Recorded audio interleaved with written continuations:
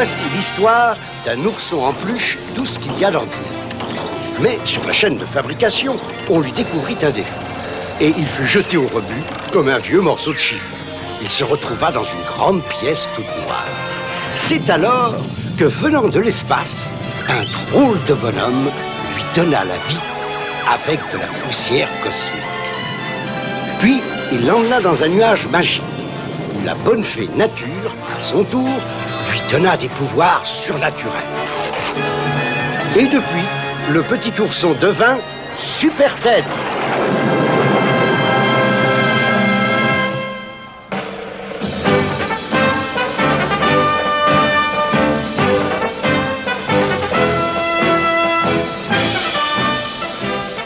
Sur la base de lancement la plus moderne du monde, une fusée est prête au départ pour un vol qui restera dans l'histoire.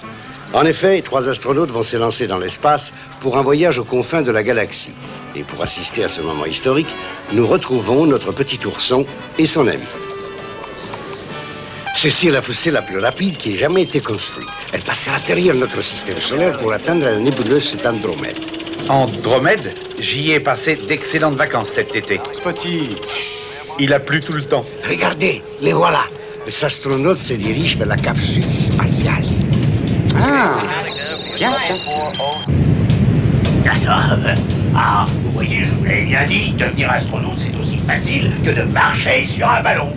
Et marcher sur un ballon? Tu fais ça comment, toi? Je ne crois pas que nous ayons reçu un entraînement pour cet exercice. Oh, qu'est-ce que tu racontes? Qu'est-ce que je vous ai appris, alors? Eh ben, seulement à dévaliser les bancs. Dans la salle de contrôle du centre, tout est normal et le compte à rebours s'achève. 5, 4, 3, 2, 1. Décollage! C'est bizarre. Tu n'as rien remarqué d'anormal, Spotty? Tout sur cette planète est anormal pour moi, alors?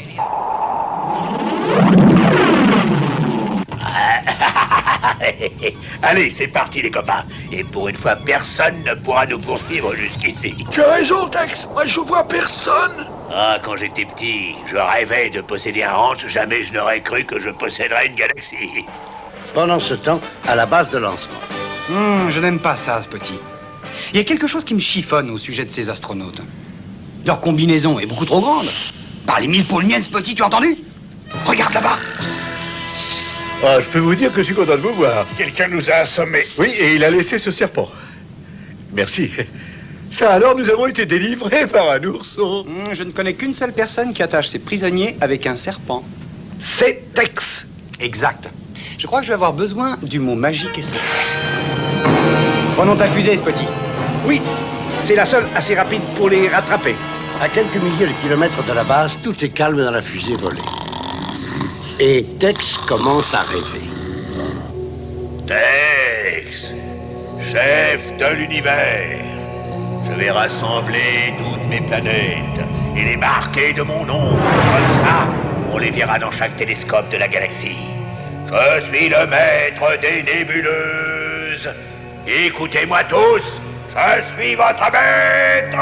Oh, mais qu'est-ce qui m'arrive? Tex, j'ai une sensation bizarre de légèreté. Comme si je tombais dans un trou. Oh, mais je tombe. Tous mes os sont mis en place. Bulk! Donne-moi la main, Tex.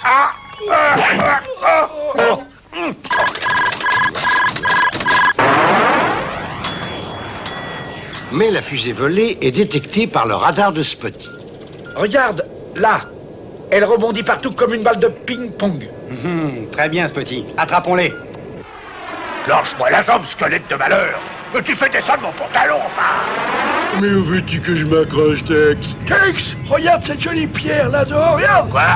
Oh non! Bon, écoutez-moi, vous deux. Sortez d'ici et remettez la fusée en état de marche.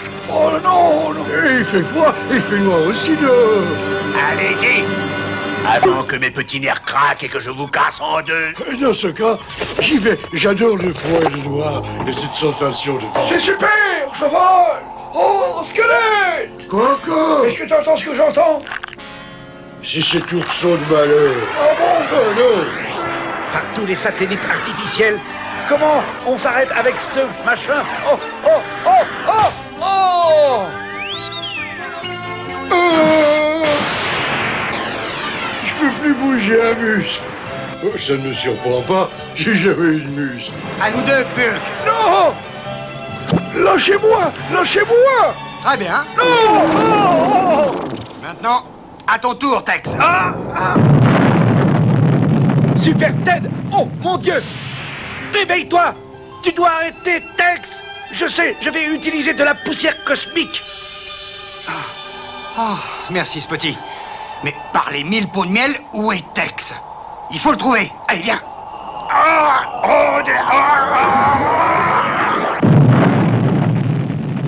Attrapez-moi si vous le pouvez.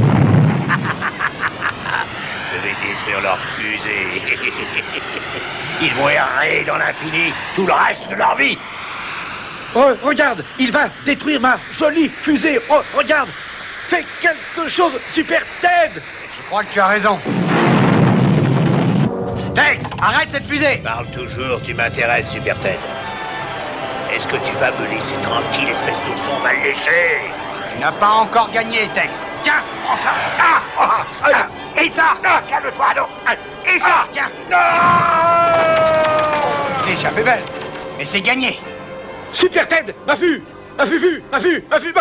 Tu vas t'écraser sur ma jolie fusée! Alors accroche-toi.